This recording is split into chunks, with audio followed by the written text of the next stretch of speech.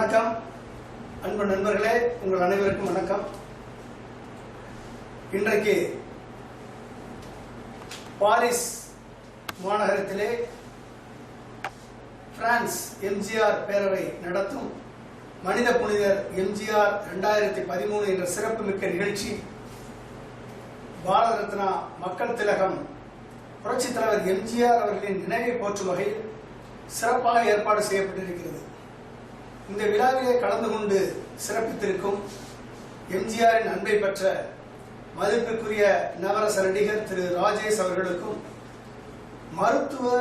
மருத்துவரும் எழுத்தாளரும் சென்னை பல்கலைக்கழக செனட் உறுப்பினருமான, அது மட்டுமல்ல மத்திய தணிக்கை குழு உறுப்பினருமாக இருக்கக்கூடிய எனது நண்பர் திரு டாக்டர் எஸ் அமுதகுமார் அவர்களே, எம்ஜிஆரின் புகழை அவர் மறைந்த பின்பு கூட அவரது கொள்கைகளை, அவரது கருத்துக்களை, அவரது ஆட்சி முறையை, அவரது வாழ்க்கை முறையை, வாரி வழங்கும் வள்ளல் தன்மையை, தொழில்நுட்ப அறிவை, தொலைநோக்கு பார்வையை மக்களுக்கு எடுத்துக்காட்டாக அவர் வாழ்ந்த விதத்தை, எம்ஜிஆரின் உடன்பிறப்புகளை இணைத்து அவர்களுக்கு ஒரு இணைப்பு பாடமாக இன்றைக்கு உலகம் முழுவதும் சென்றடையும் வகையில் பாடுபட்டு வரக்கூடிய எனது அருமை நண்பர் இதயக்கனி எஸ் விஜயன் அவர்களே, நீங்கள் அனைவரும் உண்மையிலே பாராட்டுக்குரியவர்கள்.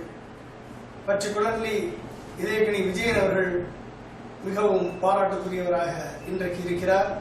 அவர் இன்றைய இளைய தலைமுறைக்கு எம்ஜிஆரை அறிமுகப்படுத்துவது மட்டுமல்ல, அடுத்த தலைமுறையை தயார்படுத்தும் பணியில் இருப்பதால் அவர் மிகுந்த போற்றுதலுக்குரியவராக ஆகிறார். எனவே அவருக்கு எனது வாழ்த்துக்கள். இந்த நிகழ்ச்சியை சீரும் சிறப்புமாக இன்றைக்கு நடக்கிறது என்றால் அதற்கு முழு முதற் காரணம் பிரான்ஸ் எம்ஜிஆர் பேரவை நிறுவனர் மற்றும் தலைவர் எனது அருமை நண்பர் திரு முருகு பத்மநாபன் அவர்கள் தான் காரணம். அவருக்கும் அவரோடு இணைந்து பணியாற்றும் பிரான்ஸ் எம்ஜிஆர் பேரவை நிர்வாகிகள், முன்னணியினர்கள், இளைஞர் அணியினர்கள், அன்னையர் அணியினர்கள், மாணவர் அணியினர்கள், மாணவியர் அணியினர்கள், பிரான்ஸ் வாழ் தமிழ் மக்களுக்கும் மற்றும் இந்த நிகழ்ச்சிக்கு வந்திருக்கும் அனைத்து நண்பர்களுக்கும், மாணவ மாணவியர்களுக்கும் மற்றும் குழந்தைகளுக்கும் எனது மனமார்ந்த நல்வாழ்த்துக்களை தெரிவித்துக் கொள்கிறேன். நண்பர்களே, இன்றைக்கு நடைபெறும் இந்த நிகழ்ச்சியில் தவிர்க்க முடியாத சில காரணங்களால் இந்த சிறப்பு மிக்க விழாவிலே கலந்து கொள்ள இயலவில்லை என்பதை நான் வருத்தத்துடன் தெரிவித்துக் கொள்கிறேன். நண்பர் திரு முருகு பத்மநாபன் அவர்கள் எவ்வளவோ சீரிய முயற்சிகளை எடுத்தும் எனது பாஸ்போர்ட் 1997 எடுக்கப்பட்ட காரணத்தால் அது கடைசி நேரத்தில் தெரிய வந்ததாலும் எனது கவனக்குறைவாலும் கடைசி நேரத்தில் விசா கிடைப்பதில் சிரமம் ஏற்பட்டது, கிடைக்கவில்லை. எனவே என்னால் பாரிஸில் வந்து இந்த சீரும் சிறப்பு மிக்க விழாவில் கலந்து கொள்ள இயலாமைக்கு வருந்துகிறேன். எனவே நீங்கள் என்னை மன்னித்தருள வேண்டுகிறேன். அன்பு நண்பர்களே, பிரான்சில் இன்றைக்கு எம்ஜிஆர் 2013 என்ற நிகழ்ச்சியை, மனித புனிதர் எம்ஜிஆர் 2013 என்ற நிகழ்ச்சியை நடத்தும் பொழுது நான் என்ன உங்களுக்கு சொல்லலாம் என்று நான் எண்ணிக்கொண்டிருக்கும் பொழுது, என் வாழ்விலே எப்படி எம்ஜிஆர் அவர்கள் தாக்கத்தை ஏற்படுத்தினார், எப்படி எம்ஜிஆருடைய பாடல்களும் அவருடைய படங்களும் அவருடைய கருத்துக்களும் ஒரு தாக்கத்தை என் வாழ்விலே, என் இளமை பருவத்திலே ஏற்படுத்தியது, அதன் மூலமாக அது எவ்வாறு என்னுடைய இளமை பருவத்தை நான் கடந்து என்னுடைய வேலை வாய்ப்பிலும், என்னுடைய பணியிலும், என்னுடைய மற்ற தொடர்புகளிலும் எவ்வாறு வந்து எம்ஜிஆர் ஒரு தாக்கம் வந்து என்னுள் இருந்தது, அந்த இன்ஸ்பிரேஷனல் லீடர்ஷிப், எம்ஜிஆர் கொடுத்த இன்ஸ்பிரேஷன் லீடர்ஷிப் வந்து எப்படி என்னை ஆக்கிரமித்தது என்பதை பற்றி உங்களிடம் பகிர்ந்து கொண்டால் அது உங்களுக்கும் அது உதவும் என்ற ஒரு நோக்கத்திலே, அது என்னுடைய எக்ஸ்பீரியன்ஸோடு சேர்த்து வரும் பொழுது அது உங்களுக்கும் அது ஒரு இன்ட்ரெஸ்டிங்காக இருக்கும் என்ற காரணத்தினாலே என்னுடைய வாழ்க்கையை மேற்கோள் காட்டி உங்களிடம் ஒரு 10 மணித்துளிகள் உரையாட விரும்புகிறேன். அதாவது, நான் சிறு வயதிலே கிட்டத்தட்ட ஒரு 3ஆம் வகுப்பு படிக்கும் பொழுதுதான் நான் முதலாக வந்து நான் 2 கப்லெட்ஸ் எனக்கு தெரிய வந்தது. அந்த 2 கப்லெட்ஸ் என்னவென்றால், அன்பிலார் எல்லாம் தமக்குரிய, அன்புடையார் என்றும் உரியர் பிறர்க்கு, தெய்வத்தால் ஆகாதெனும் முயற்சி மெய்வருத்த கூலி தரும். அதாவது 8ஆம் வயதிலே நான் 3ஆம் வகுப்பு படிக்கும் பொழுது நான் பார்த்த முதல் படம் பல்லாண்டு வாழ்க என்ற படம். அப்பொழுது கமுதி, ராமநாதபுரம் மாவட்டத்திலே கமுதியிலே எங்க அப்பா வந்து ஒரு போலீஸ்காரராக வேலை பார்த்தார். அந்த சமயத்திலே அந்த திரைப்படத்திற்கு என்னை அழைத்து சென்ற பொழுது ஒரு 2 கண்கள், அந்த எம்ஜிஆர் 2 கண்கள் என்னை கவர்ந்தது. அந்த 2 கண்கள் மூலமாக நான் கற்றுக்கொண்ட அந்த பாடம் 2 திருக்குறள். எனக்கு அதற்கு முன்பாக திருவள்ளுவரை தெரியாது, திருவள்ளுவரை பற்றி நான் கற்றறிந்ததில்லை. அந்த வயதில் திருக்குறளை பற்றி கற்றறிந்ததில்லை. ஆனால் இந்த 2 வரிகளும் என் மனதில் ஆழ பதிந்து விட்டது. காரணம், அது எம்ஜிஆருடைய வாயில் வந்ததால், அந்த கண்களினால் நான் பரவசப்பட்டதனால், அந்த கண்கள் எனக்கு போதித்தபடியினால் அந்த 2 குறள்களும் என் மனதிலே ஆழமாக பதிந்து விட்டது. அந்த அப்ப சின்ன வயசுல நம்மலாம் சொல்லலாம், எந்த காரணம் கொண்டும் இதை எழுதியவர் யார் என்றோ இதை சொன்னவர் யார் என்றோ பார்க்கக்கூடிய அறிவும் சிந்தனை தெளிவும் அந்த நேரம் எனக்கு இல்லை. ஆனால் இது சொன்னது எம்ஜிஆர் என்ற உணர்வு தான் எனக்கு ஏற்பட்டது. அது ஆழ இந்த இளம் வயதிலே எனக்கு ஆழ மனதிலே பதிந்து விட்டது. அப்ப திருவள்ளுவரை நான் பின்பு கற்றுக்கொண்ட பொழுதுதான், ஓ இந்த பாட்டு எனக்கு முதலே தெரியும் என்ற உணர்வு எனக்கு வந்தது. ஓ இதுதான் திருக்குறளா, இதுதான் திருவள்ளுவர் சொன்னதா. அப்ப எம்ஜிஆர் மூலமாக இது வந்து ஒரு இளம் பிஞ்சு இளம் வயது மாணவனை இது சென்றடைந்திருக்கிறது என்றால் அதுதான் அந்த எம்ஜிஆருடைய ஒரு நீண்ட தீர்க்க தரிசன பார்வை. வாத்தியார் வாத்தியார் என்று சொல்வார்கள். என்ன வாத்தியார்? எல்லாருக்கும் ஆசிரியர் என்றால் என்ன? மாதா பிதா குரு தெய்வம் என்று சொல்வார்கள். அப்ப மாதா பிதாவிற்கு அடுத்தாற் போல குரு என்று வருகிறார். இந்த குருவை தான் நாம் வாத்தியாராக பார்க்கிறோம். அந்த வாத்தியார் தான் இந்த எம்ஜிஆர் என்று சொல்லும் பொழுது, எவ்வாறு ஒரு மக்களை,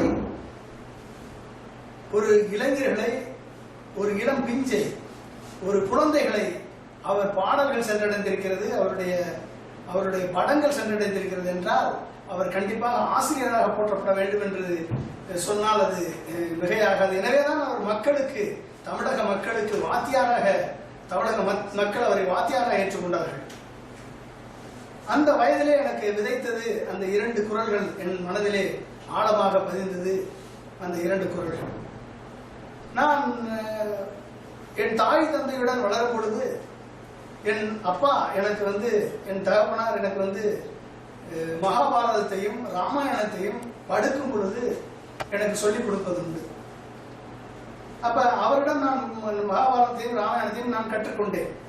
என் அம்மா வந்து பைபிளிலிருந்து கதைகள் எல்லாம் எனக்கு சொல்லிக் கொடுப்பாங்க.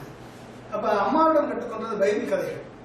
நான் கிட்டத்தட்ட ஒரு 3ஆம் வகுப்பு 4ஆம் வகுப்பு படிக்கும் பொழுது எனக்கு வந்து ஆமத்தூர், விருதுநகர் டிஸ்ட்ரிக்ட்ல வந்து ஆமத்தூர் என்ற இடத்துல வந்து நான் 3ஆம் வகுப்பு 4ஆம் வகுப்பு அங்கே படித்தேன். அப்பொழுது வந்து பக்கத்திலே வந்து அப்ப டிவி கிடையாது, இன்டர்நெட் கிடையாது, எதுவும் கிடையாது. அப்ப எங்க ஊர்ல வந்து பாவை கூத்து என்ற பாவை கூத்து நாடகத்தை வந்து அந்த கிரவுண்ட்ல வந்து போடுவாங்க. அந்த கிரவுண்ட்ல வந்து ஒரு 2 பைசா கொடுத்து அந்த பாவை கூத்து நாடகத்தை நாங்கள் பார்ப்போம். கிட்டத்தட்ட அது ஒரு 3 மாசத்துக்கு அந்த பாவை கூத்து நாடகம் போடும். அதுல வந்து ராமாயணத்தையும் மகாபாரதத்தையும் அந்த பாவை கூத்து நாடகம் மூலமாக மீண்டும் விளக்கமாக நான் கற்றுக்கொண்டேன் அந்த வயதிலே.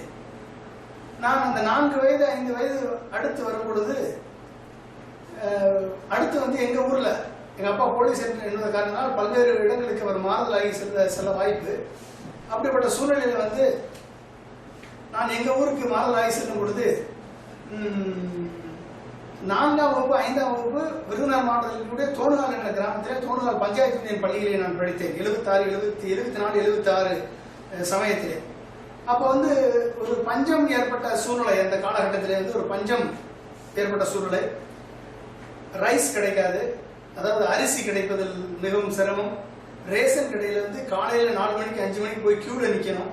அது கிட்டத்தட்ட மறுநாள் அன்னைக்கு காலையில மதியம் தான் ஒரு 2 மணிக்கு தான் வந்து 1 கிலோ அரிசி கிடைக்கும். அந்த அரிசியை வாங்கிட்டு வந்து ஏதாவது தீபாவளி, பொங்கல் இந்த மாதிரி முக்கியமான நாள்கள்ல, இல்ல மாசத்துல ஒரு நாள் ஏதாவது ஒரு நாள்ல இட்லி தோசை போட்டு சாப்பிடுகிறது. மற்ற நேரம் எல்லாம் கேழ்வரகு, கம்பு இந்த மாதிரி இதைத்தான் நாங்க வந்து சாப்பிட வேண்டிய சூழ்நிலை அந்த காலகட்டத்திலே இருந்தது. அதாவது 73 to 76 அந்த காலகட்டத்திலே இருந்தது. சோ அப்படிப்பட்ட சூழ்நிலையில வந்து வளரக்கூடிய பருவத்துல அந்த கிராமத்து சூழ்நிலையில் நான் வளரும் பொழுது அங்கு வந்து ஏழ்மை, poverty, illiteracy, malnutrition, no access to health care. அங்கே ஹெல்த் கேரே கிடையாது. இங்கேருந்து நாங்கள் வந்து ஏதாவது ஆஸ்பத்திரி போனோம்னா கிட்டத்தட்ட இந்த பக்கம் விருதுநருக்கு 20 கிலோமீட்டர் போகணும், இங்கிட்டு அருப்புக்கோட்டைக்கு ஒரு 11 கிலோமீட்டர் போகணும், இல்லைன்னா மதுரைக்கு 36 கிலோமீட்டர் போகணும், இல்லைன்னா ஒரு ஆஸ்பத்திரி கிடையாது அந்த பக்கத்தில். அது மாதிரி பஸ்ஸு வசதியும் அந்த நேரத்தில் அதிகமாக கிடையாது. எப்போயா ஒரு பஸ் வரும், அதுவும் சில நேரம் நிறுத்துவான், இல்லை நிறுத்த மாட்டான். ஸோ இப்படிப்பட்ட சூழ்நிலையில் வந்து அந்த கிராம சூழ்நிலையில் எங்கு பார்த்தாலும் கள்ளச்சாராயம், சாராயம், கஞ்சா, கேம்பிளிங், அதாவது சூதாட்டம், ஸ்மோக்கிங், அப்புறம் இல்லிட்ரசி, இந்த மாதிரியான ஒரு என்வரன்மெண்ட் கிராம சூழ்நிலை இருந்தது. நான் வளரக்கூடிய சூழ்நிலை அப்படிப்பட்டதாக இருந்தது. அந்த சூழ்நிலையிலே ஒரு இளைஞன், ஒரு மாணவன் வந்து வளரும் பொழுது அவன் வந்து கெட்டு போவதற்கான வாய்ப்புகள் மிக அதிகம். அப்படிப்பட்ட கெட்டு போவதற்கான வாய்ப்புகள் அதிகமான சூழ்நிலையிலே வளரக்கூடிய என்வரன்மெண்ட்ல நான் வளரும் பொழுது எனக்கு கிடைத்த access, I don't have access to healthcare, but I don't have access to transportation. I don't have access to a good education. We don't have access to rice, but we have an access to touring theatre. ஒரு touring theatre எங்களுக்கு access கிடைத்தது. அப்போ அந்த touring theatre, பக்கத்தில் இருக்கக்கூடிய touring theatre, இந்த மாதிரியான தியேட்டரில் வந்து எம்ஜிஆர் படங்களை பார்க்க வேண்டும் என்ற உணர்வு வந்தது. எப்பொழுதெல்லாம் எம்ஜிஆர் பட போஸ்டர் வருகிறதோ அப்பொழுதெல்லாம் அதை சென்று பார்த்தேன். இந்த பழக்கம் நான் தொடர்ந்து எனக்கு வந்தது. அடிக்கடி அந்த படங்களை, வாரத்துக்கு ஒரு படத்தை பார்க்கக்கூடிய ஒரு வாய்ப்பு எனக்கு கிடைத்தது அந்த கிராம சூழ்நிலையிலே. அப்பொழுது இந்த எம்ஜிஆர் படங்களை பார்க்கும் பொழுது என்ன உணர்வு வந்தது, ஏன் அது மேல ஒரு அட்ராக்ஷன் வந்தது அப்படின்றால், அவர் சொல்லக்கூடிய கருத்துக்கள், அவர் சொல்லக்கூடிய பாடல்கள், அவர் எடுத்து கையாளக்கூடிய விதம் எல்லாமே ஒரு அட்ராக்ஷன், ஒரு இன்ஸ்பிரேஷன். அந்த இன்ஸ்பிரேஷன் வந்து ஒரு டிவியோ ஒரு மற்ற எதுவுமே அந்த நிலைமை கிடையாது. எல்லாம் ரேடியோ, அந்த காலத்தில் ரேடியோ இருக்காது, நைட்டில் கேட்போம் பாட்டு. பட் அந்த மாதிரியான சூழ்நிலையில் வந்து என்ன வந்து ஒரு மாணவன் வந்து ஒரு நல்ல ஒரு சிட்டிசனாக, குட் சிட்டிசனாக உருவாவதற்கு என்ன வேண்டும், அடிப்படை காரணங்கள் இன்றைக்கு சொல்லப்படக்கூடிய, இன்றைக்கு எடுத்துக்கூடிய வேதிக் ஸ்கிரிப்ட்ஸ் எடுத்துக்கிட்டாலும் சரி, பகவத்கீதை, ராமாயணம், மகாபாரதம், மற்ற இருக்கக்கூடிய பைபிள்ஸு, குரான், மற்ற தன்னம்பிக்கை இருக்கக்கூடிய நூல்கள், புக்ஸு, இதெல்லாம் எடுத்து படித்து பார்த்தீர்கள் என்றால், இன்றைக்கு இருக்கக்கூடிய மேனேஜ்மெண்ட் பிரின்சிபல்ஸ் எல்லாம் எடுத்து பார்த்தீர்கள் என்றால் என்ன சொல்கிறது, ஒரு இளைஞன், ஒரு குழந்தை ஒரு இளைஞனாக மாறும், ஒரு இளைஞன் வந்து ஒரு தலைவனாக மாற வேண்டும். அப்ப டாக்டர் கலாம் அருமையாக சொல்லுவார்கள், அதாவது ஒரு குழந்தை என்ன சொல்லுமா, what can you give me என்று கேட்குமா, எனக்கு நீ என்ன கொடுப்பா என்று கேட்கும் குழந்தை. அதே ஒரு இளைஞன் என்ன சொல்லுவான் என்றால், let me do it alone, let me do it alone, leave me alone என்று சொல்லுவான். அதே கொஞ்சம் பக்குவப்பட்ட ஒரு அடல்ட் என்ன சொல்லுவான் என்றால், let us do it together என்று சொல்லுவான். அதே ஒரு தலைவன் என்ன சொல்லுவான் என்றால், what can I do for you என்று சொல்லுவான், நான் உனக்கு என்ன செய்வேன் என்று சொல்லுவான். அப்ப ஒரு குழந்தை வந்து ஒரு லீடராக உருமாறும் பொழுது எப்படிப்பட்ட குவாலிட்டிஸ் ஆஃப் கேரக்டர்ஸ் வந்து அவனுக்கு இன்பில்ட் ஆக வேண்டும் என்று நினைத்து பார்க்கும் பொழுது, இந்த குவாலிட்டிஸ் எல்லாம் இம்பைட் பண்ணி வந்தா தான் அவன் ஒரு லீடராக மாற முடியும். அப்படிப்பட்ட என்வரன்மெண்ட் அந்த குடும்பத்திலே இருக்கிறதா, அந்த சுற்றுப்புற சூழ்நிலையில இருக்கிறதா, யார் அந்த மாதிரியான ஒரு கேரக்டர்ஸ் வந்து கேரக்டர் பில்டிங் யார் கொடுக்க முடியும்? ஒன்று தாய் தந்தையரால் கொடுக்க முடியும், மற்றொன்று ஆசிரியரால் கொடுக்க முடியும். அது எந்த ஆசிரியர்? டாக்டர் கலாம் அவர்கள் அருமையாக சொல்லுவார்கள், பிரைமரி ஸ்கூல் டீச்சர் தான் கொடுக்க வேண்டும் என்று. அப்ப அந்த வயதிலே இந்த மாதிரியான கேரக்டர்ஸ் வந்து அவங்க ஒரு குழந்தை மனதிலே, ஒரு இளைஞர் மனதிலே விதைத்தால் தான் ஒரு குழந்தையானவன் இளைஞனாகவும், இளைஞனானவன் அடல்ட்டாகவும், அடல்ட்டானவன் வந்து ஒரு லீடராகவும் உருமாற முடியும் என்பதுதான் நாம் கண்டிருக்கக்கூடிய வரலாறு. அப்படித்தான் தலைவர்கள் உருவாகி இருக்கிறார்கள். எனவே இப்படிப்பட்ட கருத்துக்களை இன்றைக்கு எடுத்துக்கொண்டீர்கள் என்றால், நம்மளுடைய டிராப் அவுட் ரேட் வந்து 90%. Higher education throughput வந்து only 10%, 10 to 12% தான் higher education throughput. Whereas in the other western countries, developed countries, higher education throughput வந்து 40%. But 90% students வந்து 5ஆம் வகுப்பிலோ, 2ஆம் வகுப்பிலோ, 5ஆம் வகுப்பிலோ, 10ஆம் வகுப்பிலோ, 8ஆம் வகுப்பிலோ, 10ஆம் வகுப்பிலோ, 12ஆம் வகுப்பிலோ இல்ல காலேஜ்ல டிராப் அவுட் ஆயிடுறாங்க. ஸோ இந்த 90% ஆஃப் த ஸ்டூடெண்ட்ஸுக்கு எந்த ஆக்சஸ் அதிகமா இருக்கு? அவங்களுடைய ஆக்சஸ் வந்து இன்றைக்கு வந்து சமூகத்திலோ, இன்றைக்கு வந்து அவர்களுடைய சுற்றுப்புற சூழ்நிலைகள், அவர்கள் பழக்க வழக்கங்கள், அவர்களது அவர்கள் பார்க்கக்கூடிய படங்கள், அவருடைய டிவி சீரியல்ஸ், இதுதான் வந்து அவருடைய சுற்றுப்புற சூழ்நிலையை தீர்மானிக்கிறது. அவருடைய எண்ணங்களை, அவருடைய கேரக்டர் பில்டப்பை தீர்மானிக்கிறது. அவர்கள் கற்றுக்கொண்ட பாடங்கள், அவர்கள் நூல்கள், புத்தகங்கள், அவர்கள் ஃப்ரெண்ட்ஸ், நண்பர்கள், அவருடைய சுற்றுப்புறம் தான் ஒரு மாணவனுடைய, ஒரு இளைஞனுடைய அவருடைய எதிர்காலத்தை தீர்மானிக்கக்கூடிய சக்தியாக விளங்குகிறது என்றால் அதுதான் உண்மை. இந்த சூழ்நிலையிலே நான் பார்த்த எம்ஜிஆர் படங்கள், நான் பார்த்த எம்ஜிஆர், அதாவது ஏகலவன் போல் அவரை நேரடியாக நான் தூரத்தில் இருந்து பார்த்திருக்கிறேன். அவரிடம் நேரடியாக எனக்கு பரிச்சயம் கிடையாது. ஆனால் என்னை போல் லட்சக்கணக்கான இளைஞர்கள் ஏகலவன் போல் அவரை வாத்தியாராக பாவித்து அவர் சொல்லக்கூடிய கருத்துக்களை ஏற்றுக்கொண்டு தங்களது வாழ்க்கையை செம்மைப்படுத்தியிருக்கிறார்கள் என்பதுதான் இன்றைக்கு உலகத்தில் இருக்கக்கூடிய வரலாறு. அப்படிப்பட்ட கருத்துக்கள் எது எதெல்லாம் இன்னைக்கு ஒரு மாணவனுக்கு ஒரு கேரக்டர் பில்டப்புக்கு தேவையோ அப்படிப்பட்ட கருத்துக்கள் என்ன என்பதை நான் பார்க்கிறேன். ஒரு மாணவனுக்கு என்ன வேண்டும், ஒரு இளைஞனுக்கு என்ன வேண்டும்? செல்ஃப் கான்பிடன்ஸ் வேண்டும், கரேஜ் வேண்டும், வேல்யூ சிஸ்டம் வேண்டும், இன்கிசிட்டிவ்னஸ் வேணும், ஸ்பிரிட் ஆஃப் என்கொயரி வேண்டும், கிரியேட்டிவிட்டி வேண்டும், கல்ச்சரல் ஹெரிட்டேஜை போற்றக்கூடிய தன்மை வேண்டும், இந்தியாவுடைய சிவிலைசேஷனல் ஹெரிட்டேஜை போற்றக்கூடிய தன்மை வேண்டும். ஒரு ப்ராப்ளத்தை எப்படி டிஃபீட் பண்ணி, how to defeat a problem and succeed என்ற ஒரு உணர்வு வேண்டும். இடுமைக்கு இடுமை விடுப்பர், இடுமைக்கு இடுமை படாதவர் என்று வள்ளுவர் சொல்லியிருக்கிறார். அந்த ஒரு தோல்வி மனப்பான்மைக்கு தோல்வியை கொடுக்கக்கூடிய வல்லமை வேண்டும், இன்டெகிரிட்டி வேண்டும், கானஸ்ட் வேண்டும், இளைஞர்களுக்கு நல்வழி காட்ட வேண்டும், சர்வீஸ் டு த சொசைட்டி, இந்த சமூகத்திற்கு என்ன சர்வீஸ், என்ன செய்திருக்கிறாய் என்ற உணர்வு வேண்டும், தேசிய உணர்வு வேண்டும், நேஷனல் ஸ்பிரிட் வேண்டும், யூனிட்டி வேண்டும், இன்டெகிரிட்டி வேண்டும். அதற்கு மேலாக தலைமை பண்பு வேண்டும், லீடர்ஷிப் ஸ்கில்ஸ் வேண்டும். இத்தனையும் எம்ஜிஆரிடம் இருந்து கிடைக்குமா? கிடைத்தது எனக்கு. எப்படி அந்த இத்தனை பண்புகள், நான் உங்களுக்கு சொன்ன இத்தனை பண்புகளும் எனக்கு பள்ளியில் கிடைக்கவில்லை. எனக்கு பள்ளியிலே கிடைத்தது பாடம். பள்ளியிலே ஒரு சில ஆசிரியர்கள் மூலமாக எனக்கு கிடைத்தது ஒரு சில உண்மையான நல்ல டெவலப்மெண்டல் கேரக்டர்ஸ் எனக்கு கிடைத்திருந்தாலும், ஆனால் இத்தனையும் ஒரு சேர கிடைத்தது ஒரே இடத்தில். அது மட்டும்தான் எம்ஜிஆர் படங்களை பார்த்ததன் மூலமாக எனக்கு கிடைத்தது. எப்பொழுதெல்லாம் எனக்கு சோதனை வருகிறதோ, எப்பொழுதெல்லாம் எனக்கு துன்பம் வருகிறதோ, ஒரு எம்ஜிஆர் படத்தை பார்த்து விட்டால் அந்த சோதனையை, அந்த துன்பத்தை, அதை மாற்றக்கூடிய வழியை எனக்கு உடனடியாக என் மனதில் உதித்துவிடும். அதுதான் நான் கண்ட எம்ஜிஆர். அதாவது செல்ஃப் கான்பிடன்ஸ். இந்த செல்ஃப் கான்பிடன்ஸ் எப்படி கிடைத்தது? நான் ஆணையிட்டால் அது நடந்து விட்டால் இங்கு ஏழைகள் வேதனை படமாட்டார். உயிர் உள்ளவரை ஒரு துன்பம் இல்லை, அவர் கண்ணீர் கடலிலே விடமாட்டார். ஒரு தவறு செய்தால், அதை தெரிந்து செய்தால், அவன் தேவன் என்றாலும் விடமாட்டேன். உடல் உழைக்க சொல்வேன், அதில் பிழைக்க சொல்வேன், அவர் உரிமை பொருள்களை தொடமாட்டேன். இதுதான் எனக்கு தன்னம்பிக்கை கொடுத்த பாடல்.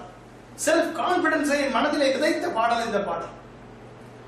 அடுத்தா போல கரேஜ், தைரியம். இந்த கரேஜ் எப்படி வந்தது? எந்த பாடல் எனக்கு கரேஜ் கொடுத்தது? அச்சம் என்பது மடமையடா, அஞ்சாமை திராவிடர் உடமையடா, ஆறிலும் சாவு நூறிலும் சாவு, தாயகம் காப்பது கடமையடா. தைரியத்தை விதைத்தது இந்த பாடல். மன்னாதி மன்னன் படம் பார்க்கும் பொழுது பலமுறை பார்த்திருக்கிறேன். அந்த மன்னாதி மன்னன் படம் பார்க்கும் பொழுது இந்த தைரியம் என் மனதிலே வந்தது. அது மட்டுமல்ல, ஆடும் வளரணும், அறிவும் வளரணும், அதுதான்டா வளர்ச்சி. உன் நரம்போடு தான் பின்னி வளரணும் தன்மான உணர்ச்சி. மனிதனாக வாழ்ந்திட வேண்டும் மனதில் வையடா, தம்பி மனதில் வையடா, வளர்ந்து வரும் உலகத்துக்கே நீ வலது கையடா, நீ வலது கையடா, தனியுடைமை கொடுமைகள் தீர தொண்டு செய்யடா, நீ தொண்டு செய்யடா, தானா எல்லாம் மாறும் என்பது பழைய பொய்யடா, எல்லாம் பழைய பொய்யடா. வேப்பமர உச்சியிலே நின்று பேயொன்னு ஆடுதுன்னு விளையாட போகும்போது சொல்லி வைப்பாங்க, உந்தன் வீரத்தை கொழும்பிலேயே கிள்ளி வைப்பாங்க. வேலையற்ற வீணர்களின் மூளையற்ற வார்த்தைகளை வேடிக்கையாக கூட நம்பிவிடாதே, நீ வீட்டுக்குள்ளே பயந்து கிடந்து வெம்பி விடாதே என்ற தைரியத்தை இந்த சின்ன பயலே என்ற பாடல் எனக்கு ஊட்டி வளர்த்தது என்றால், அப்படிப்பட்ட ஒரு தன்னம்பிக்கையும் தைரியத்தையும் கரேஜ் எனக்கு கொடுத்தது இந்த பாடல்.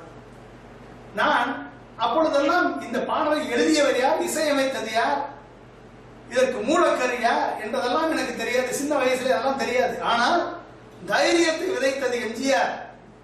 அதை அனைத்தையும், அதாவது ஒரு பல்வேறு நூல்களை படித்து ஒரு ஒரு ஒரு வந்து சொற்பொழிவாளர் உரையாற்றும் பொழுது, ஒருத்தர் மூலமாக வரும் பொழுது பல்வேறு நூல்களை படித்து கிடைக்கக்கூடிய அறிவு ஒருத்தருக்கு கிடைக்கிறது என்றால் அதுதான் அவர் செய்த அவர் என்ன செய்ய வேண்டும் என்று நினைத்தாரோ, எந்த மக்கள் மனதிலே, இளைஞர்கள் மனதிலே எதை விதைக்க வேண்டும் என்று நினைத்தாரோ அதை விதைக்கக்கூடிய வாய்ப்பு அவருக்கு கிடைத்தது. அதை விதைத்தார். அதுதான். அதற்கடுத்தாற் போல் என்ன, இந்த இளைஞராக ஒரு குழந்தையாக நான் வளரும் பொழுது என்ன மாதிரியான வேல்யூ சிஸ்டம் என் மனதிலே உருவாக்கப்பட்டது, அந்த அந்த மாதிரியான வேல்யூ சிஸ்டம், அந்த கல்ச்சரல் வேல்யூ சிஸ்டம் வந்து ஒரு மனதிலே வந்து இளைஞனுடைய மனதிலே பதிய வைக்கப்பட்டது. என்னன்னு கேட்டால், சிரித்து வாழ வேண்டும், பிறர் சிரிக்க வாழ்ந்திடாதே, உழைத்து வாழ வேண்டும், பிறர் உழைப்பில் வாழ்ந்திடாதே என்று சொன்னார் உலகம் சுற்றுவாளின் படத்திலே.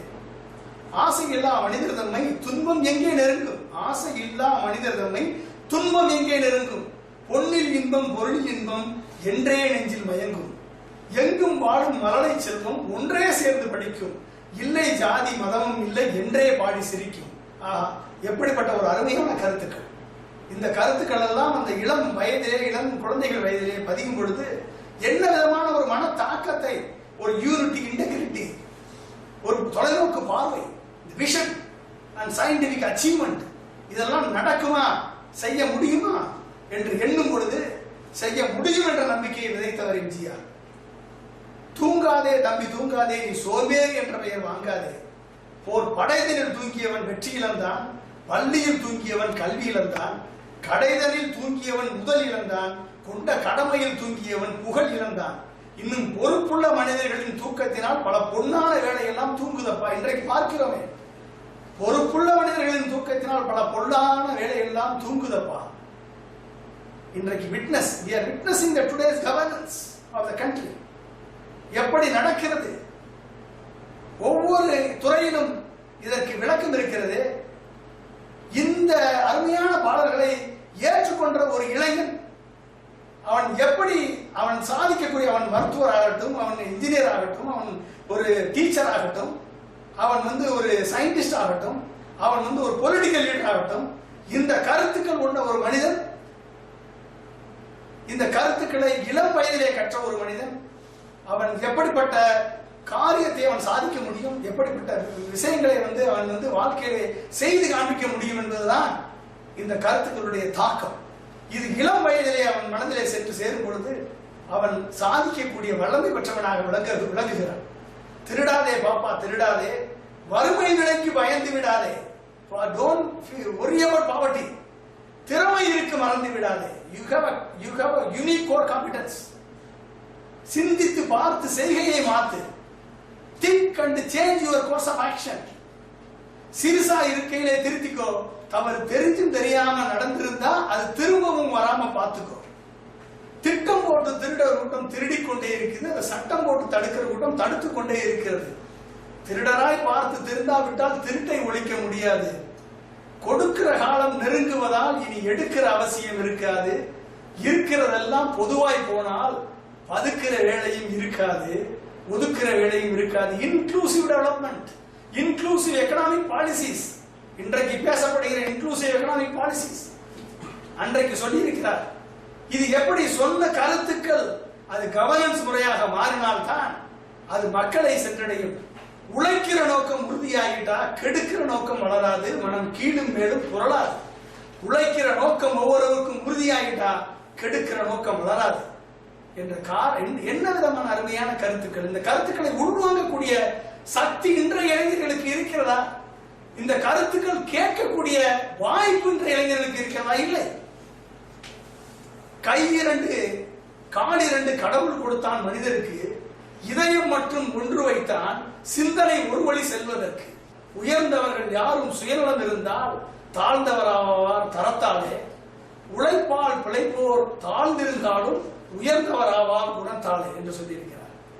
எப்படிப்பட்ட கருத்துக்களை வந்து அந்த சின்ன வயதிலே அவர் என் மனதிலே பதித்தார் என்பதற்கு இதெல்லாம் ஒரு அத்தாட்சி. இதெல்லாம் என் மனதில் பதிந்த கருத்துக்கள் என்பதை உங்களுடன் நான் செயற்பட விரும்புகிறதுனால தான் இதெல்லாம் நான் சொல்கிறேன். தூக்க மருந்தினை போன்றவை பெற்றவர் போற்றும் புகழுரைகள், நோய் தீர்க்கும் மருந்தினை போன்றவை கற்றவர் கூறும் அறிவுரைகள், ஆறு கரையில் அடங்கி நடந்திடில் காடு வளம் பெறலாம், தினம் நல்ல நெறி கொண்டு பிள்ளை வளர்ந்திடில் நாடும் நலம் பெறலாம். ஆறு கரையில் அடங்கி நடந்தினில் காடு வளம் பெறலாம். அதாவது ஆறு கரையில அடங்கி நடந்துச்சுன்னா அதன் மூலமாக காடுகள் வளம் பெறலாம். தினம் நல்ல நெறி கண்டு பிள்ளை வளர்ந்து ஆறு வந்து கரையை மீறி போச்சுன்னா வெள்ளம் வந்துடும், அழிச்சிடும் எல்லாத்தையும். அப்ப கரையை மீறி ஒரு ஆறு சென்றால் அதற்கு பேர் வெள்ளம். வெள்ளம் என்ன பண்ணும்? அழிவை கொண்டு வரும். அதுபோல தினம் நல்ல நெறி கண்டு பிள்ளை வளர்ந்திடில் நாடும் நலம் பெறலாம். பாதை தவறிய கால்கள் விரும்பிய ஊர் சென்று சேர்வதில்லை. பாதை தவறிய கால்கள் விரும்பிய ஊர் சென்று சேர்வதில்லை. நல்ல பண்பு தவறிய பிள்ளையை பெற்றவள் பேர் சொல்லி வாழ்வதில்லை. என்ன ஒரு அருமையான கருத்துக்கள்! இதெல்லாம் என் மனதிலே ஆழ பதிந்த கருத்துக்கள். அப்ப பாதை தவறிச்சுன்னா ஒருத்தர் லீடர் என்ன அன்எக்ஸ்ப்ளோர்டு பாத்துல நடக்கிறவன் தான் லீடர். எல்லாரும் ஏற்படுத்திக்கிற பாத்துல நடக்கிற லீடர் கிடையாது. You have to find an unexplored path. Then only you will become a leader. அப்ப அந்த அப்படிப்பட்ட நடக்கக்கூடிய வழியிலே பாதை தவறி இருந்தால் பாதை தவறிய கால்கள் விரும்பிய ஊர் சென்று சேர்வதில்லை. நல்ல பண்பு தவறிய பிள்ளையை பெற்றவள் பேர் சொல்லி வாழ்வதில்லை. சொல்ற ஒருத்தனுக்கு இதயம் எப்படி இருக்க வேண்டும்? ஒரு இளைஞனுடைய இதயம் எப்படி இருக்க வேண்டும்? இதயம் என்பது ரோஜாவானால் இணைவே நறுமணமாகும். எங்கே இதயம் அங்கே வாழும் அன்பே என்னை ஆளும். எங்கே இதயம் அங்கே வாழும் அன்பே என்னை ஆளும். உனக்கொரு பங்கும் எனக்கொரு பங்கும் உலகில் நிச்சயம் உண்டு. ஒவ்வொரு மனிதன் உழைப்பினாலும் உலகம் செழிப்பதுண்டு. எது வந்தாலும் ஏற்றுக்கொண்டால் துணிவே துணையாய் மாறும். இளையோர் கூட்டம் தலைமை தாங்கும் பூமியே புதிய பூமி என்று சொல்லியிருக்கிறார். அப்ப எப்படிப்பட்ட வேல்யூ சிஸ்டம்! இந்த வேல்யூ சிஸ்டம் அந்த குழந்தை மனதிலே, அந்த இளைஞர் மனதிலே பதிந்தது. அது என் மனதிலே பதிந்தது. லட்சக்கணக்கான இளைஞர் மனதிலே பதிந்திருக்கும். அது என் மனதிலே பதிந்தது. அடுத்து என்ன? இன்குசிட்டிவ்னஸ், என்கொயரி அண்ட் கிரியேட்டிவிட்டி. இந்த மூன்று குணங்கள் வந்து ஒரு மாணவனுக்கு கண்டிப்பாக தேவை. இன்குசிட்டிவ்னஸ், என்கொயரி அண்ட் கிரியேட்டிவிட்டி. ஏன் என்ற கேள்வி இங்கு கேட்காமல் வாழ்க்கை இல்லை. நான் என்ற எண்ணம் கொண்ட மனிதன் வாழ்ந்ததில்லை. 1000 ஆண்டுகள் ஆகட்டுமே, நம் பொறுமையின் பொருள் மட்டும் விளங்கட்டுமே. நீரோடைகள் கோடையில் காய்ந்திருக்கும், மழை காலத்தில் வெள்ளங்கள் பாய்ந்திருக்கும். நம் தோல் வழியால் அந்த நாள் வரலாம். அன்று ஏழை எளியவர்கள் நலம் பெறலாம். முன்னேற்றம் என்பதெல்லாம் உழைப்பவர் உழைப்பதினாலே, கடமைகளை புரிவதெல்லாம் விடுதலை வேண்டுவதாலே. எப்படிப்பட்ட ஒரு இன்குசிட்டிவ்னஸ், என்கொயரி, இதன் மூலமாக சாதிக்க முடியும் என்ற நம்பிக்கையை அவர் விதைத்திருக்கிறார். அடுத்து ஒரு மனிதன் வந்து இன்றைக்கு தோல்வியை கண்டால் தோன்று விடுகிறார். சோதனைகளை கண்டால் சின்ன சின்ன காரணங்கள் கூட மக்கள் வந்து மனதை விட்டு மனம் உடைந்து, மாணவர்கள் பரீட்சையில் ஃபெயில் என்றால் தற்கொலை செய்து கொள்கிறார்கள். சின்ன சின்ன பிரச்சனைகள் என்றால் கணவன் மனைவிக்குள்ள பிரச்சனைகள், தோல்வி கண்டால் உடனே ஒரு துவண்டு கொள்ளக்கூடிய மனப்பான்மை இருக்கிறது. அதாவது வள்ளுவர் சொல்லியிருக்கார், இடும்பைக்கு இடும்பை விடுப்பர், இடும்பைக்கு இடும்பை படாதவர் என்று சொல்லியிருக்கிறார். அப்படிப்பட்ட சூழ்நிலையிலே எப்படி இந்த தோல்வி மனப்பான்மைக்கு தோல்வி கொடுத்து அதை வென்று சாதித்து காட்ட வேண்டும் என்ற உணர்வு எப்படி வரும்?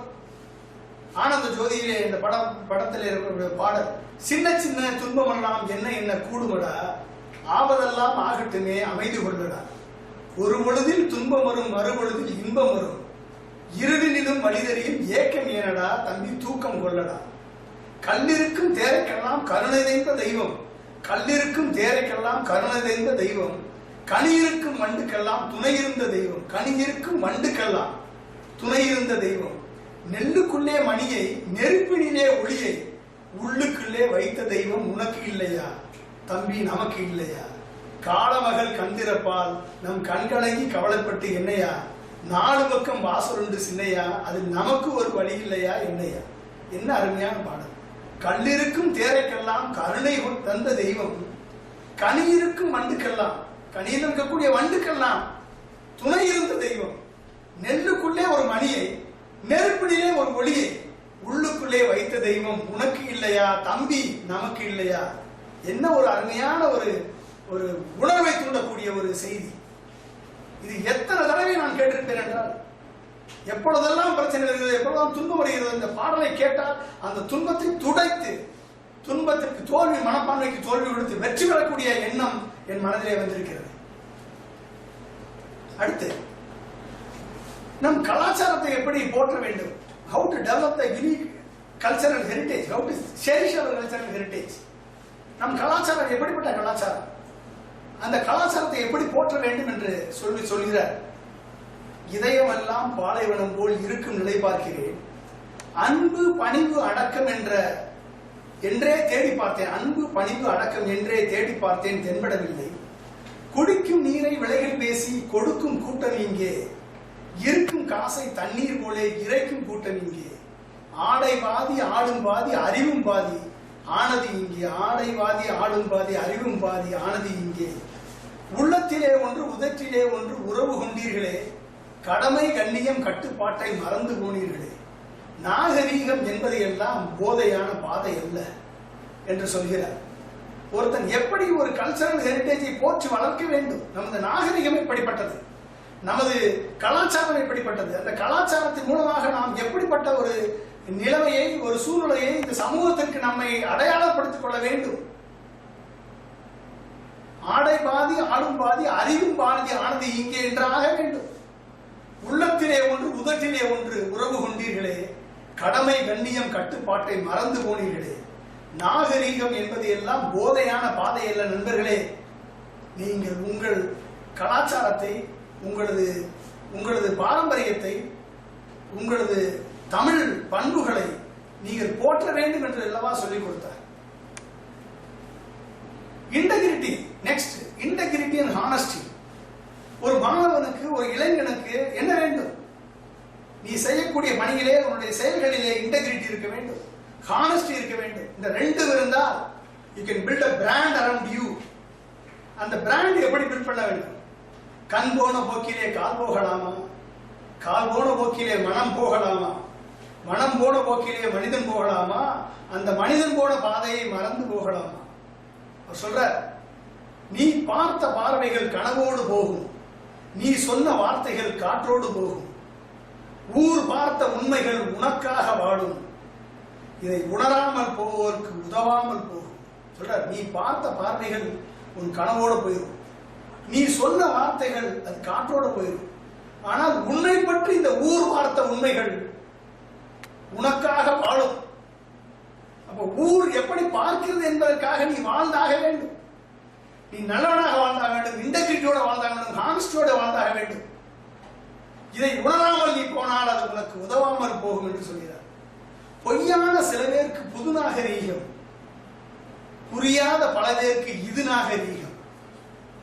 முறையாக வாழ்வோருக்கு எது நாகரீகம்?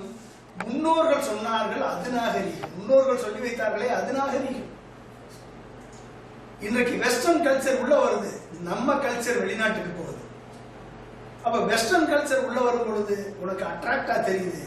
அது பொய்யான சில பேருக்கு புது நாகரீகம், புரியாத பல பேருக்கு எது நாகரீகம்? முறையாக வாழ்வோருக்கு அது நாகரீகம் என்று சொன்னார்கள். முன்னோர்கள் சொன்னார்கள் அது நாகரீகம். திருந்தாத உள்ளங்கள் இருந்தென்ன லாபம், வருந்தாத உருவங்கள் பிறந்தென்ன லாபம். இருந்தாலும் மறைந்தாலும் பேர் சொல்ல வேண்டும், இவர் போல யார் என்று ஊர் சொல்ல வேண்டும். திருந்தாத உள்ளங்கள் பிறந்தென்ன லாபம், வருந்தாத உருவங்கள் இருந்தென்ன லாபம். இருந்தாலும் மறைந்தாலும் பேர் சொல்ல வேண்டும், இவர் போல யார் என்று ஊர் சொல்ல வேண்டும். இப்படிப்பட்ட சூழ்நிலையிலே ஒரு மனிதன், ஒரு இளைஞன் வளர்ந்தால், இப்படிப்பட்ட எண்ணங்கள் அவன் மனதிலே பதிக்கப்பட்டு வளர்ந்தால் அவன் எப்படிப்பட்ட ஒரு சிட்டிசனாக, எப்படிப்பட்ட ஒரு இளைஞனாக, ஒரு தலைவனாக உருக்கொள்வான் என்பது இதிலிருந்து தெரிகிறது. இது என்னை மிகவும் பாதித்த ஒரு பாடம். அடுத்தாற்போல் இளைஞர்களுக்கு வழிகாட்டு சொல்ற, அதுக்கு அடுத்தாற்போல் next guidance to the youth. என்ன சொல்றாரு? அது யூத்துக்கு சொல்றார், கண்ணை நம்பாதே உன்னை ஏமாற்றும், உன்னை ஏமாற்றும் நீ காணும் தோற்றம் உண்மை இல்லாதது. கண்ணை நம்பாதே உன்னை ஏமாற்றும், உன்னை ஏமாற்றும் நீ காணும் தோற்றம் உண்மை இல்லாதது. அறிவை நீ நம்பு, உள்ளம் தெளிவாகும். அறிவை நீ நம்பு, உள்ளம் தெளிவாகும். அடையாளம் காட்டும் பொய்யே சொல்லாதது. பொய்மை எப்போதும் ஓங்குவதும் இல்லை, உண்மை எப்போதும் தூங்குவதும் இல்லை. பொன்பொருளை கண்டவுடன் வந்தபடி மறந்துவிட்டு கண்மூடி போகிறவர் போகட்டுமே. பொன்பொருளை கண்டவுடன் வந்த வழி மறந்துவிட்டு கண்மூடி போகிறவர் போகட்டுமே. என் மனதை நான் அறிவேன், என் உறவை நான் மறவேன், எது ஆன போதிலும் ஆகட்டுமே. நன்றி மறவாத நல்ல மனம் போதும், என்றும் அதுவே என் மூலதனம் ஆகும். எப்படிப்பட்ட ஒரு வழிகாட்டுதல் இளைஞர்களுக்கு! இந்த உணர்வு ஒரு இளைஞனுக்கு மனத்திலே பதிந்து விட்டால் அவன் எதையும் எந்த விதமான ஒரு சேலத்தையும் சாதிக்கக்கூடிய இளைஞனாக மாறுவான். அவர் சொல்றார், காலம் தோறும் பாடம் கூறும் மாறுதல் இங்கே தேவை. காலம் தோறும் பாடம் கூறும் மாறுதல் இங்கே தேவை. ஏழை எளியோர் துயரம் போக்கும் செயலே எந்த சேவை. ஒரு இளைஞன் எப்படிப்பட்ட செயலை அவன் மேற்கொள்ள வேண்டும்? காலந்தோறும் பாடம் கூறும் மாறுதல் இங்கே தேவை. ஏழை எளியோர் துயரம் போக்கும் செயலே எந்த சேவை. உள்ளத்தில் வைப்பதை உதட்டில் வைப்பவன் எவனோ அவனே மனிதன். உள்ளத்தில் வைப்பதை உதட்டில் வைப்பவன் எவனோ அவன் தான் மனிதன். ஊரார் வேர்வையில் உடலை வளர்ப்பவன் உலகத்தில் கோழைகளின் தலைவன் என்று சொல்கிறார். அவர் சொல்றார், இளைஞனே, நீ வேட்டையாடு விளையாடு, விருப்பம் போல உறவாடு, வீரமாக நடைபோடு, நீ வெற்றி என்னும் கடலில் ஆடு. வேட்டையாடு விளையாடு, விருப்பம் போல உறவாடு, வீரமாக நடையை போடு, நீ வெற்றி என்னும் கடலில் ஆடு. குறும்புக்கார வெள்ளாடே, கொடியை வளைத்து தின்னாதே தள்ளாதே, பொறுமையெல்லாம் மனிதரை போல் புத்தியை கெடுத்து கொள்ளாதே. குறும்புக்கார வெள்ளாடே, கொடியை வளைச்சு தள்ளாதே, பொறுமையில்லா மனிதரை போல் புத்தியை கெடுத்து கொள்ளாதே. அருகினிலே தலை இருக்க ஆகாயத்தில் தாவாதே. அருகினிலே தலை இருக்க ஆகாயத்தில் தாவாதே. தருமத்தையே மறந்து உந்தன் துணிவை காட்ட என்னது? தருமத்தை மறந்து துணிவால் சாதிக்க முடியும், அடுத்தவர்களுக்கு இன்னல் கொடுக்க முடியும் என்று எண்ணாதே. அருகினிலே தலை இருக்க ஆகாயத்தில் தாவாத. இங்க இருக்க உனக்கு தலை, நீ சாப்பிட வேண்டிய தலை இங்கே இருக்கிறது, அதை விட்டுவிட்டு ஆகாயத்திலே தாவாத. நீ தர்மத்தை மறந்து உங்கள் துணிவை காட்ட எண்ணாது. எப்படிப்பட்ட இளைஞர்களுக்கு வழிகாட்டியான பாடம்! அடுத்து சர்வீஸ் டு ஹியூமனிட்டி, இந்த சர்வீஸ் டு சொசைட்டி. இந்த சமூகத்திற்கு நீ எப்படி நல்லவனாக இருக்க வேண்டும், இந்த சமூகத்துக்கு எப்படிப்பட்ட உதவிகளை நீ செய்ய வேண்டும், எப்படிப்பட்ட சமூகத்திற்கு நீ என்ன செய்தாய் என்று கேட்கும் பொழுது சொல்றார், நதியை போல நாமும் நடந்து பயன் தர வேண்டும். நதியை போல நாமும் நடந்து பயன் தர வேண்டும். கடலை போல விரிந்த இதயம் இருந்திட வேண்டும். கடலை போல விரிந்த இதயம் இருந்திட வேண்டும். வானம் போல பிறருக்காக அழுதிட வேண்டும். வானம் போல பிறருக்காக அழுதிட வேண்டும். வாழும் வாழ்க்கை உலகில் என்றும் விளங்கிட வேண்டும். நதியை போல நாமும் நடந்து பயன் தர வேண்டும். கடலை போல விரிந்த இதயம் இருந்திட வேண்டும். வானம் போல பிறருக்காக அழுதிட வேண்டும். வாழும் வாழ்க்கை உலகில் என்றும் விளங்கிட வேண்டும். விளங்கிட வேண்டும். நீங்கள் நல்லா இருக்கணும் நாடு முன்னேற என்ற பாடலே வரும். இப்படிப்பட்டவனாக நீ இருந்தால்தான் இந்த சமூகம் உன்னை மதிக்கும். இந்த சமூகத்திற்கு நீ பயன்படுவாய். நீ பிறந்ததுனால் என்ன பயன்? இந்த தேசத்திற்கு என்ன பயன்? How to imbibe the national spirit, unity and integrity. அவர் சொல்ற, நான் ஏன் பிறந்தேன், நாட்டுக்கு நலன் பிறந்தேன். கென்னடி சொல்லியிருக்கார். அதை பாமரனுக்கு சொல்கிறார், இளைஞனுக்கு சொல்கிறார். நான் ஏன் பிறந்தேன், நாட்டுக்கு நலவன புரிந்தேன். நாடென செய்தது நமக்கு என்ற கேள்விகள் கேட்பது எதற்கு? நீ என்ன செய்தாய் அதற்கு என நினைத்தால் நன்மை உனக்கு. அவர் சொல்றார், மலையில் பிறந்த நதியால் மக்கள் தாகம் தீர்ந்தது. மரத்தில் பிறந்த கனியால் அவர் பசியும் தணிந்தது. செடியில் பிறந்த மலரால் எங்கும் வாசம் கமர்ந்தது. அன்னை மடியில் பிறந்த உன்னால் என்ன பயன்தான் விளைந்தது. 10 திங்கள் சுமந்தாலே அவள் பெருமைப்பட வேண்டும். உன்னை பெற்றதனாலே அவள் மற்றவராலே போற்றப்பட வேண்டும். கற்றவர் சபை உனக்காக துளி இடமும் தர வேண்டும், தனி இடமும் தர வேண்டும். உன் கண்ணில் ஒரு துளி நீர் வந்தாலும் உலகம் அள வேண்டும். என்ன ஒரு அருமையான வரிகள்! இப்படிப்பட்ட உணர்வுள்ள ஒரு இளைஞன் ஒரு தேசிய பார்வையோடு, நேஷனல் ஸ்பிரிட்டோடு, ஒரு யூனிட்டி இன்டெகிரிட்டியோடு இந்த நாட்டுக்கு நான் என்ன செய்வேன் என்ற உணர்வோடு வளருவானா இல்லையா? அப்படி வளர வேண்டும் என்பதுதான் அவருடைய கருத்து. இதெல்லாம் என் மனதை மிகவும் ஆழ்ந்து பாதித்த ஒரு பாடல்கள். அடுத்து லீடர்ஷிப். ஃபைனலி என்ன? Leadership quality.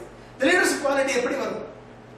நான் ஆணையிட்டால் அது நடந்து விட்டால் இங்கு ஏழைகள் வேதனை படமாட்டார். உயிர் உள்ளவரை ஒரு துன்பம் இவர் கண்ணீர் கடலிலே விடமாட்டார்.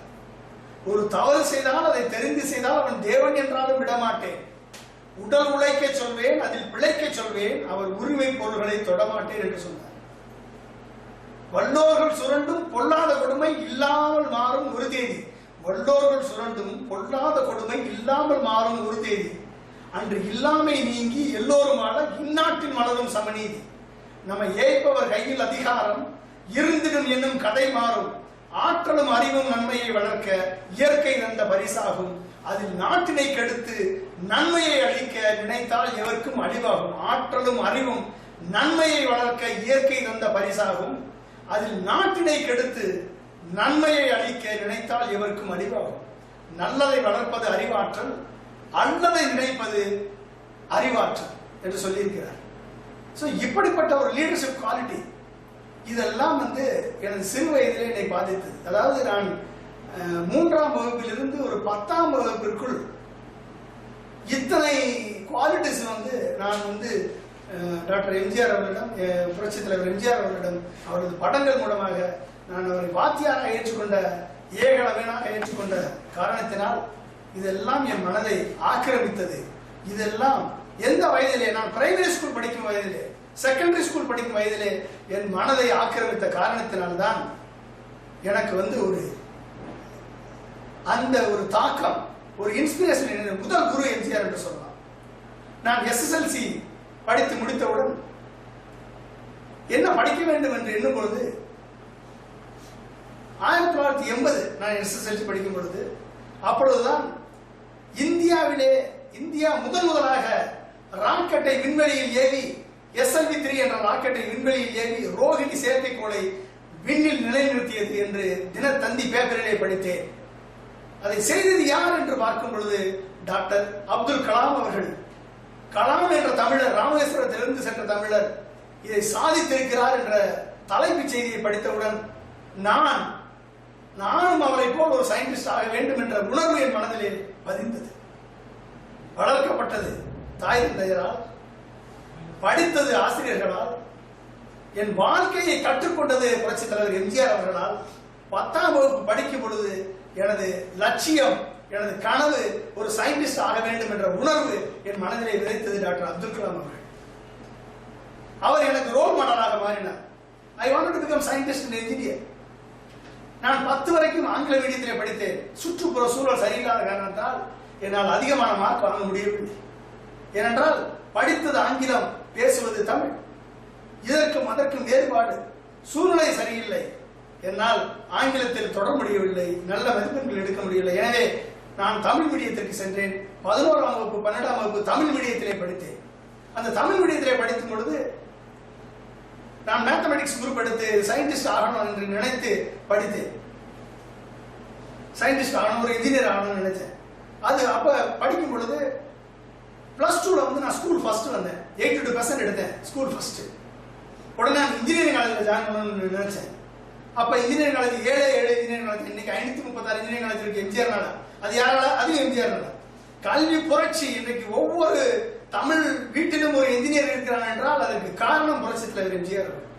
அவரோட தொலைநோக்கு பார்வை. அன்றைக்கு 7 இன்ஜினியரிங் காலேஜ் தான் இருந்தது. அப்பொழுது எனக்கு இன்ஜினியரிங் காலேஜ் சீட் கிடைக்கல. உடனே I want to join physics. நான் பிசிக்ஸ் ஜாயின் பண்ண போனேன். நான் போறதுக்குள்ள எல்லாம் முடிஞ்சு போச்சு. ஃபர்ஸ்ட் ரேங்க் வாங்கினவனுக்கு பிசிக்ஸ் கிடைக்கல. சரி, கிடைச்சதை படிக்கணும். BSc மேத்தமெட்டிக்ஸ் படித்தேன். என் ஃப்ரெண்ட்ஸ் எல்லாம் இருக்காங்கன்னு. தென் MSc மேத்தமெட்டிக்ஸ் ஜாயின் பண்ணேன். MSc மேத்தமெட்டிக்ஸ் முடிஞ்சவன MSc கம்ப்யூட்டர் சயின்ஸுக்கு அப்பதான் முதலாக இன்ட்ரோடியூஸ் பண்ணாங்க. அதுக்கு கால்ஃபார் பண்ணாங்க. உடனே அதுக்கு அப்ளை பண்ணேன். 230 மாணவர்கள் எழுதினார்கள். அப்பொழுதெல்லாம் சொன்னாங்க, இது லஞ்சம் லாவண்யம், பணம் கொடுத்தா தான் கிடைக்கும் சீட் அப்படின்னு. நான் என்ன ஒரே ஒரு எனக்கு உழைப்பு. You have to work hard. பலனை எதிர்பார்க்க வேண்டாம். புரட்சித் தலைவர் எம்ஜிஆர் கற்றுக் கொடுத்த பாடங்கள் மனதில் வந்தது. நீ படித்த திறமையை வைத்து எழுது. உனக்கு கிடைத்தால் அதில் நீ சேரு, இல்லை என்றால் அது தேவையில்லை என்ற உணர்வோடு எழுதிவிட்டு வந்தேன். 230 மாணவர்கள் மத்தியிலே 20 மாணவர்கள் செலக்ட் செய்யப்பட்டார்கள். அதில் நானும் ஒருவன். எனக்கும் சீட் கிடைத்தது. MSc computer science first. அப்ப VC ஒரு அட்ரஸ் VC இந்த கோர்ஸை இன்னாகரேட் பண்ணி இங்கிலீஷ்ல பேசுறார். அவர் பேசும் பொழுது அவர் பேசிய ஒரு 20 நிமிடம் பேசிய எந்த வார்த்தையும் எனக்கு புரியவில்லை. ஏனென்றால் நான் தமிழ் மீடியத்திலே படித்தேன். ஆங்கில மீடியத்திலே படித்தாலும் ஆங்கிலத்தை பற்றி புரிந்து கொள்ளக்கூடிய அறிவு கிடையாது. எனக்கு தெரிந்த ஒரே இது இங்கிலீஷ்ல லீவ் லெட்டர் எழுத தெரியும், மற்ற எதுவும் தெரியவில்லை. எனக்கு வேதனையாக ரொம்பவும் அவமானமாக போய்விட்டது. உடனடியாக ஹிந்தி பேப்பர் எடுத்து நைட்டு இரவு முழுவதும் கண்விழித்து படித்தேன். விடக்கூடாது, இடுமைக்கு இடுமை படுப்பர் இடுமைக்கு இடுமை படாதவர் என்று கரேஜ் கொடுத்திருக்காரு. அச்சம் என்பது மனமையாடா, அஞ்சாமை திராவிடர் உடம்படியா என்று சொல்லிக் கொடுத்திருக்கிறாரே புரட்சித் தலைவர் எம்ஜிஆர் அவர்கள். எனவே அந்த சேலஞ்சை அது ஒரு சேலஞ்சை எடுத்துக்கிட்டு எழுதி எழுதி எழுதி எழுதி படித்து ஆங்கிலத்தில் சரளமாக எழுதவும் பேசவும். அப்பொழுதுதான் அந்த 2 வருட காலம் நான் எம்எஸ்சி படிக்கும் பொழுது கற்றுக்கொண்டேன். நான் எம்எஸ்சி படிக்கும் பொழுது எம்எஸ்சி படித்து முடித்து விட்டு தான் முதலாக சென்னைக்கு வந்தேன் இன்டர்வியூக்கு. அப்பொழுது பஸ்ல டிராவல் பண்ணும் பொழுது வானில் நீங்கும் நிலவில் நாளை பள்ளிக்கூடம் நடக்கும், காற்றில் ஏறி பயணம் செய்ய இங்கே பாதை எங்கே பிறக்கும் என்ற கருத்துக்கள் என் மன ஓட்டத்திலே ஈடுபட்டுக் கொண்டிருந்தது. எம்எஸ்சி படித்து விட்டேன், கம்ப்யூட்டர் சயின்ஸ் படித்து விட்டேன். இந்த சமுதாயத்திற்கு என்ன செய்ய வேண்டும்? நதியை போல நாமும் நடந்து பயன் தர வேண்டும். கடலை போல பரந்த இதயம் இருந்திட வேண்டும். வானம் போல பிறருக்காக அழுதிட வேண்டும் என்று சொன்னாரே. இந்த சமுதாயத்திற்கு நாம் என்ன செய்ய போகிறோம் என்று நினைக்கும் பொழுது என்னிடம் 3 சாய்ஸ் வந்தது. ஒன்று IAS IPS ஆவது, இன்னொன்று ஐடி துறையிலே சிறந்து விளங்குவது, அதன் மூலமாக மக்களுக்கு சேவை செய்யலாமா என்று நினைத்தேன். மூன்றாவதாக அரசியலில் ஈடுபடுவது என்று நினைத்தேன். IAS IPS படிப்பதற்கான அடித்தளம் என்னிடம் இல்லை. அரசியலில் ஈடுபடக்கூடிய வாய்ப்புகளும் அதற்கு தேவையான தகுதிகளும் அந்த நேரம் இல்லை. அப்ப என்ன இருக்கிறது? ஓகே, ஐடி துறையிலே சென்று தனது துறையிலே நாம் சாதிப்போம் என்ற உணர்வோடு அந்த ஐடி துறையிலே நான் 10 இன்டர்வியூ போயிருக்கேன் மெட்ராஸ்ல. அப்பொழுது வரும்பொழுது இந்த ஐடி மூலமாக என்ன செய்யலாம், எஜுகேஷன் ஆன் டிமாண்ட் என்ற கான்செப்டை மனதிலே வைத்து தரமான கல்வி மக்களுக்கு சென்று அடைய வேண்டும் என்ற உணர்வோடு, அந்த உணர்வை நாம் ஐடி மூலமாக நிறைவேற்ற வேண்டும் என்ற உணர்வோடு நான் உழைத்தேன். அப்பொழுது மினிஸ்ட்ரி ஆஃப் டிஃபென்ஸ்ல நான் சயின்டிஸ்டா ஜாயின் பண்ணேன் அடால. அப்ப அங்க உழைக்கும் பொழுதே நான் இந்த என் மனதில் இருந்த கனவுக்காக நான் உழைத்துக் கொண்டிருந்தேன். அப்ப டாக்டர் கலாம் 11வது குடியரசுத் தலைவராக அவர் பொறுப்பேற்றவுடன் அவர் என்னையும் தன்னோடு அழைத்துக் கொண்டார். பிகாஸ் அடாவில் அவர் எனக்கு டைரக்டர் ஜெனரலாக இருந்தார். என்னை பற்றி நான் அவருடன் கலந்து உடன் இணைந்து பணியாற்றக்கூடிய வாய்ப்பு கிடைத்தது. அவர் குடியரசுத் தலைவர் ஆனவுடன் என்னை நீ டைரக்டர் டெக்னாலஜி இன்டர்வியூஸ் பிரசிடண்டா எனக்கு ஜாயின் பண்ணு அப்படின்னு சொல்லி என்னை கூப்பிட்டார். உடனே நான் போனேன். அங்கு நான் ஏகப்பட்ட பல்வேறு துறைகளிலே பணியாற்றக்கூடிய வாய்ப்பை எனக்கு அவர் ஏற்படுத்தி கொடுத்தார். Developed India vision 2020, sustainable development through PURA for reaching rural areas, அடுத்து biofuel and energy independence vision and education, health care and e governance, பல்வேறு துறைகளிலே ஒர்க் பண்ணக்கூடிய வாய்ப்பு எனக்கு கிடைத்தது. அந்த கனவு எஜுகேஷன் மூலமாக, தரமான கல்வியின் மூலமாக மக்களுக்கு சேவை செய்ய வேண்டும் என்ற உணர்வு என் மனதிலே ஆழ பதிந்தது. அதன் மூலமாக பல்வேறு கனெக்டிவிட்டிஸ், வெர்ச்சுவல் யூனிவர்சிட்டி என்ற ஒரு கான்செப்டை கொண்டு வந்தோம். பல்வேறு துறைகளிலே பணியாற்ற எனக்கு ஒரு வாய்ப்பை ஏற்படுத்தி கொடுத்தார். அந்த வாய்ப்பிலே ஒன்றை மட்டும் சொல்கிறேன். அதாவது எப்படி எனக்கு அந்த கரு மனதிலே விதைந்ததோ, இதை சாதிக்க வேண்டும் என்ற லட்சியம் என் மனதிலே விதைக்கப்பட்டதோ, எஜுகேஷன் ஆன் டிமாண்ட், கல்வியின் மூலமாக தரமான கல்வியை மக்களுக்கு எடுத்து செல்ல வேண்டும் என்ற உணர்வு என் மனதிலே பட்டதோ, அதை தொடர்ந்து பயணப்பட்டுக் கொண்டிருந்தேன் பல்வேறு பணிகளுக்கு இடையே. ஒரு நாள் pan African parliament Johannesburg, south ஆப்பிரிக்காவில் டாக்டர் கலாமை இன்வைட் பண்ணி நீங்க அட்ரஸ் பண்ண சொல்லியிருந்தாங்க. அதுக்கு போறதுக்கு முன்பாக டாக்டர் கலாம் அவர்கள் என்னிடம் கேட்டார், what can I give to Africa என்ற கேள்வியை எங்களிடம் கேட்டார். உடனே we have suggested many missions. அவர் கேட்டார், why not we connect Africa என்று கேட்டார். உடனே எனக்கு தோன்றியது, yes sir, we can connect Africa and provide education, healthcare and e-governance services. இதை செய்யலாம் என்று சொன்னேன். உடனே அவர் நல்ல ஐடியாவாக இருக்கிறது, இதை பற்றி ஒரு ப்ராஜெக்ட் ப்ரொபோசல் நீ ப்ரிப்பேர் பண்ணு என்று சொன்னார். அதை ப்ரிப்பேர் பண்ணிட்டு we went to அதை பிரசன்ட் பண்ணுவோம் அப்படின்னு சொல்லிட்டு we went to ஜோஹானஸ்பர்க்.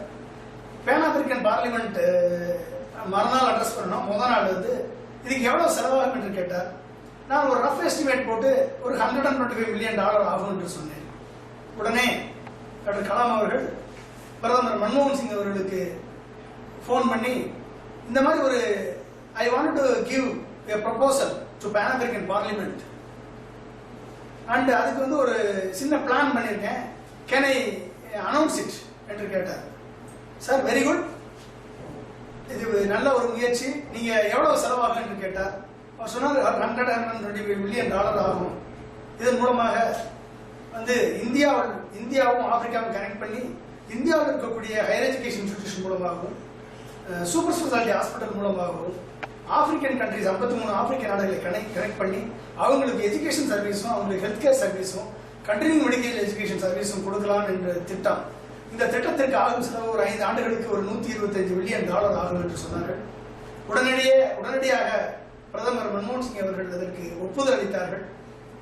திரும்பி நாங்கள் இந்தியாவுக்கு வந்தவுடன் என் தலைமையிலே ஒரு கமிட்டி ஃபார்ம் பண்ணி அதன் மூலமா ஒரு 3 மாதத்திற்குள்ள ஒரு ப்ராஜெக்ட் ரிப்போர்ட் ரெடி பண்ணி இந்த $125 மில்லியன் எப்படி ஒரு 5 வருடத்திற்குள்ளாக ஒரு 10,000 மாணவர்களை ஆப்பிரிக்கன் மாணவர்களையும் ஒரு 5,000 டாக்டர்ஸையும் பேராமெடிக்கல் ஸ்டாஃபையும் எம்பவர் பண்றது என்ற ஒரு திட்டத்தை உருவாக்கி அந்த திட்டத்தை வந்து பிரைம் மினிஸ்டர் ஆபீஸுக்கு சப்மிட் பண்ணோம். உடனே அவங்க மூலமா ஆப்பிரிக்கன் யூனியன்ல போய் நீங்க பிரசன்ட் பண்ணுங்க என்று சொன்னார்கள். உடனே ஆப்பிரிக்கன் யூனியனுக்கு சென்றோம். அங்கு ஒரு 25 நாடுகளை சேர்ந்த ரெப்ரசன்டேட்டிவ்ஸ் வந்து ஆப்பிரிக்கன் யூனியன்ல வந்து கிட்டத்தட்ட ஒரு 4 நாட்கள் ஒரு பிரெயின் ஸ்டார்மிங் செஷன் பண்ணி Y India has to give the solution என்று ஒரே ஒரு ஆர்குமெண்ட் நடந்தது. அதை 4 நாட்களும் இது எப்படிப்பட்ட ஒரு யூனிக் சொல்யூஷன் நாங்கள் இந்தியாவிலிருந்து கொடுக்க போறோம் என்பதை பற்றி விளக்கி அவருடைய மனதில் இருந்த சந்தேகங்களை எல்லாம் தீர்த்து 4 நாட்களுடைய முடிவிலே ஆப்பிரிக்கன் யூனியன் ஒரு ரெசல்யூஷன் பாஸ் பண்ணாங்க. Yes, the project from India Pan-African E-Network project is exactly meeting the Millennium Development Goals of Africa set by the United Nations. We accept the project என்று தீர்மானம் போட்டார்கள். அந்த ப்ராஜெக்ட் இன்றைக்கு கிட்டத்தட்ட 53 நாடுகளை 48 நாடுகளை கனெக்ட் பண்ணி 10,000 மாணவர்களுக்கு entry to exit completely digital. அவர்களுக்கு இந்தியாவுடைய பல்கலைக்கழகங்கள் பாடங்களை போதிக்கிறது. Undergraduate, postgraduate, certificate courses. 5,000 டாக்டர்களுக்கு கண்டினியூ மெடிக்கல் எஜுகேஷன் மூலமாக அவர்களுக்கு அவருடைய ஸ்கில் அப்கிரேடேஷன் பண்ணிட்டு இருக்காங்க பல்வேறு துறைகளில். சூப்பர் ஸ்பெஷாலிட்டியில டெலிமெடிசன் மூலமாக அங்க இந்தியா 12 சூப்பர் ஸ்பெஷாலிட்டி ஹாஸ்பிட்டல்ஸ் வந்து அவங்களுக்கு ஹெல்த் கேர் சர்வீசஸ் கொடுக்குறாங்க. அந்த 53 நாடுகளுடைய பிரசிடென்ட்ஸுடைய கவர்மெண்ட் ஆபீசஸ் வந்து they have connected so that e-governance they can share it among themselves. They can import, they can just have a connectivity, e-governance connectivity. இது நடந்து இன்றைக்கு Hermes prize for innovation 2010 Hermes prize for innovation இந்த pan African ப்ராஜெக்ட்டுக்கு கிடைத்திருக்கிறது என்று சொன்னால் இந்த project உலகத்தால் ஏற்றுக்கொள்ளப்பட்டிருக்கிறது. அந்த ப்ராஜெக்ட் மூலமாக கல்வியின் மூலமாக இன்றைக்கு குவாலிட்டி எஜுகேஷனை வந்து ஆப்பிரிக்கன் மாணவர்களுக்கு சென்றடையக்கூடிய வகையிலே இன்றைக்கு ஒரு வாய்ப்பு எனக்கு கிடைத்தது. அதற்கு பணியாற்றக்கூடிய வாய்ப்பு எனக்கு கிடைத்தது என்றால் அதற்கு அடிப்படை காரணம் என் தாய் தந்தை ஆசிரியர்கள் முதல் குருவாக நான் ஏற்றுக்கொண்ட புரட்சித் தலைவர் எம்ஜிஆர் அவர்கள், 2ஆம் குருவாக நான் ஏற்றுக்கொண்ட டாக்டர் அப்துல் கலாம் அவர்கள் தான் காரணம். சோ இதுதான் நான் கடந்து வந்த பாதை. இந்த பாதை ஒரு சில இளைஞர்களுக்கு ஒரு விழிப்புணர்வை கொடுத்து ஒரு சில பெற்றோர்களுக்கு தங்கள் குழந்தைகளுக்கு இந்த நம்பிக்கையை, இந்த செல்ஃப் கான்பிடன்ஸ், இந்த courage, honesty, integrity, defeat the problem and succeed என்ற quality, national spirit, unity and integrity, leadership குவாலிட்டியை இந்த எம்ஜிஆருடைய பாடல்கள் மூலமாக இந்த இளம் வயதிலே, அந்த பிஞ்சு வயதிலே அவர்களுக்கு நீங்கள் போதித்தீர்கள் என்றால் புரட்சித் தலைவர் எம்ஜிஆர் அவர்களை நீங்கள் வருடந்தோறும் போற்றுகிறீர்களே, பாராட்டுகிறீர்களே, அதற்கு நீங்கள் செய்யக்கூடிய கடமையாக இது பார்க்கப்படும். உங்களது சமுதாயம், இந்த இளைய சமுதாயம் நாளைய நாட்டை நிர்மாணிக்கக்கூடிய சக்தியாக உருமாறும் என்பதிலே நான் மிகவும் நம்பிக்கையுடன் இருக்கிறேன். எனவே இந்த வாய்ப்பை எனக்கு கொடுத்த நல்ல உள்ளங்களான திரு டாக்டர் முருகு பத்மநாபன் அவர்களுக்கும், பிரான்ஸ் எம்ஜிஆர் பேரவையை சேர்ந்த நண்பர்களுக்கும் மற்றும் அனைத்து அணியினருக்கும், இளைஞர்களுக்கும், மாணவர்களுக்கும் மற்றும் இதயக்கணி விஜயன் அவர்களுக்கும் எனது நண்பர் திரு ராஜேஷ் அவர்களுக்கும் டாக்டர் எஸ் அமுதகுமார் அவர்களுக்கும் மற்றும் அனைவருக்கும் நான் நன்றியை சொல்லி உங்களிடமிருந்து விடைபெறுகிறேன். நன்றி, வணக்கம்.